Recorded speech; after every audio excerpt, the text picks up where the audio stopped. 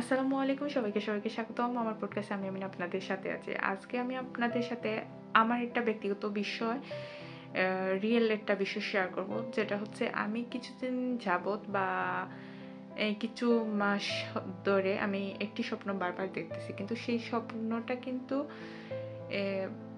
মানে আমার সাথে ভালো কিছু হচ্ছে তা না।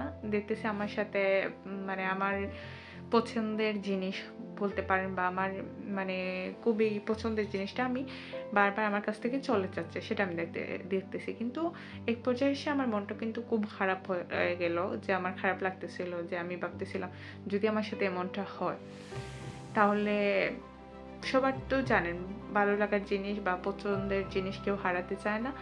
তো সেজন্য আমার একটু খারাপ লাগতে শুরু হলো, যে ভাবলাম যদি আমার সাথে এমন হয় তাহলে তো আমার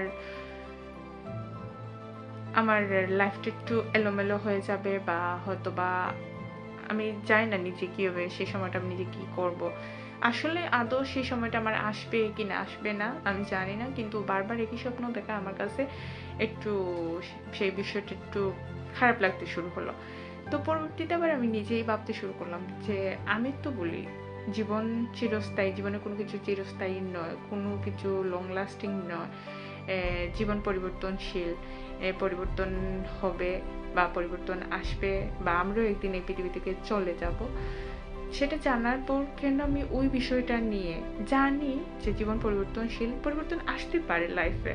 পরিবর্তন আসলে যে আমার সবকিছু মানে একটু অন্যরকম হয়ে যাবে, কিন্তু অন্যরকম হলে যে জীবনটা চলবে না তা না। অনেক সময় আছে দেখেন, আপনি যদি কারোর উপর নির্ভরশীল, আমি বলতেছি সেই জন্য যে দেখেন হয়তোবা অনেকের লাইফে আছে অনেক প্রিয় মানুষ, বা একটা মানুষ আরেকটা মানুষের উপর নির্ভরশীল, বা সেই মানুষটার সাথে চলতে ফিরতে, বা কোনো একটা কাজ আছে, যেমন ধরেন কোনো একটা পজিশনে উনি, ওনার পেশা কোনো একটা ভালো পজিশনে আছেন, তো সেই পজিশন থেকে ওনাকে বিদায় নিতে হতে পারে। কিন্তু এই পজিশন থেকে বিদায় নিলে যে আপনার জন্য আর একটা খারাপ পজিশন আসবে, বা তার চেয়ে বেটারও আসতে পারে, বা খারাপ পজিশন আসলে আপনাকে খারাপ পজিশনটা আর একটু স্ট্রাগল করতে হবে। স্ট্রাগল করলে আপনি অনেক জিনিস শিখতে পারবেন না।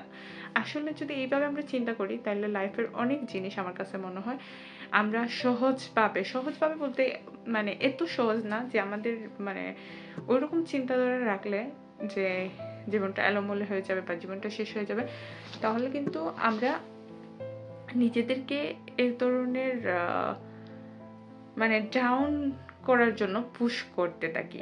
এই ধরনের চিন্তা ভাবনা যদি আমাদের থাকে, আর যদি আমরা চিন্তা করি লাইফ তো পরিবর্তনশীল, এটা তো চরম সত্য, এটা আমরা কেউ চাইলে সেই কথাটা কিন্তু পাল্টাতে পারবো না।